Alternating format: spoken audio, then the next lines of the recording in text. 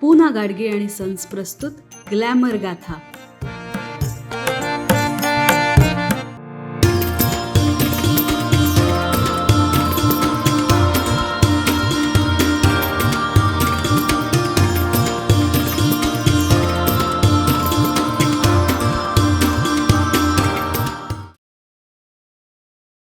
नमस्कार. ग्लॅमर गाथाच्या आजच्या भागात मी चैताली तुम्हा सगळ्यांचं सहर्ष स्वागत करते. 1965च्या सुमारास पश्चिम बंगालमधील एका लेखक दिग्दर्शकाने एक नाटक लिहिलं होतं. या नाटकाच्या प्रचंड लोकप्रियतेमुळे तत्कालीन सरकारने लेखक दिग्दर्शकाला अटक केली आणि तितक्यावरच न थांबता काही महिने तुरुंगात सुद्धा ठेवलं. 1946 साली भारतीय नौदलातील सैनिकांनी तत्कालीन ब्रिटिश सरकार विरुद्ध केलेल्या बंडावर आधारित या नाटकाचं नाव होतं कल्लोल. ज्याचा परिणाम लोकांवर होईल या भीतीने तत्कालीन पश्चिम बंगाल सरकारने हे पाऊल उचललं. ज्या लेखक दिग्दर्शकाला तुरुंगवास भोगावा लागला होता ते ज्येष्ठ अभिनेते होते उत्पल दत्त. आत्ताच्या बांगलादेशमध्ये असलेल्या बारिशाल येथे 29 मार्च 1929 रोजी उत्पल दत्त यांचा जन्म झाला. बारिशालमध्ये प्राथमिक शिक्षण झाल्यानंतर पुढील शालेय आणि महाविद्यालयीन शिक्षण दत्त यांनी कलकत्त्यामध्ये घेतलं. दत्त यांनी सुरुवातीपासूनच बंगाली नाटकांमध्ये काम केलं होतं, पण इंग्रजी साहित्यात पदवी संपादन करत असतानाच त्यांना इंग्रजी साहित्याबद्दल गोडी निर्माण झाली आणि 1947 साली त्यांनी द शेक्सपियरियन्स या संस्थेची स्थापना केली. या संस्थेच्या एका नाटकाचा प्रयोग बघत असताना जेफ्री केंडल आणि लॉरा केंडल हे दोघेही दत्त यांच्या अभिनयानं प्रभावित झाले. या दोघांच्या शेक्सपियरियाना थिएटर ग्रुपमध्ये त्यांनी दत्त यांना संधी दिली. पुढील 2 वर्ष भारत आणि पाकिस्तान वेगवेगळ्या ठिकाणी या संस्थेने शेक्सपियरच्या नाटकांचे प्रयोग सादर केले. केंडल दाम्पत्य भारत सोडून गेल्यावर दत्त यांनी आपल्या संस्थेचं नाव बदलून लिटिल थिएटर ग्रुप असं केलं. या संस्थेने टागोर, गोर्की अशा अनेक दिग्गज लेखकांच्या नाटकाचे प्रयोग सुरूच ठेवले होते. 50च्या दशकाच्या सुरुवातीला त्यांनी पीपल्स लिटिल थिएटर नावाच्या नाट्य संस्थेबरोबर काम करण्यास सुरुवात केली.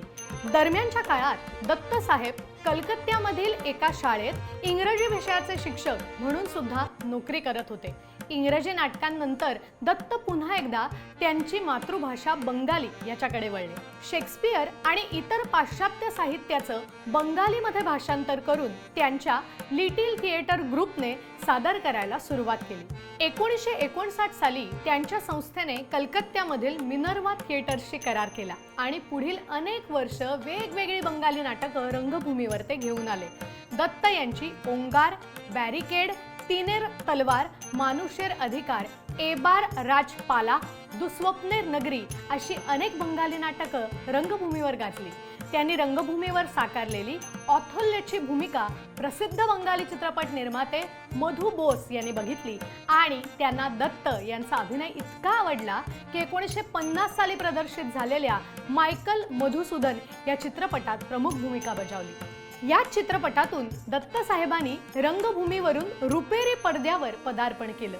आगंतुक, हिराक रजेक देशे, जोय बाबा फेलुनाथ, जन अरण्य, भुवन शोमे, अमानुष अशा अनेक गाजलेल्या चित्रपटात त्याने अजरामर भूमिका साकारल्या.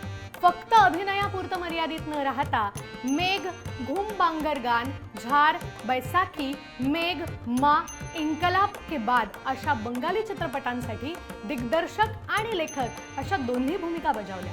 बंगाली रंगभूमी आणि चित्रपटांमध्ये दत्त यांचं नाव मोठं झालं होतं. प्रसिद्ध हिंदी चित्रपट निर्माते के.ए. अब्बास यांनी सुद्धा कलकत्त्यामध्ये दत्त यांचा अभिनय पाहिला होता. त्यामुळे 1969 साली प्रदर्शित झालेल्या 7 हिंदुस्तानी या चित्रपटातील भूमिकेसाठी अब्बास साहेबांनी दत्त यांना विचारलं आणि मग हिंदी चित्रपटसृष्टीत त्यांचा प्रवास सुरू झाला.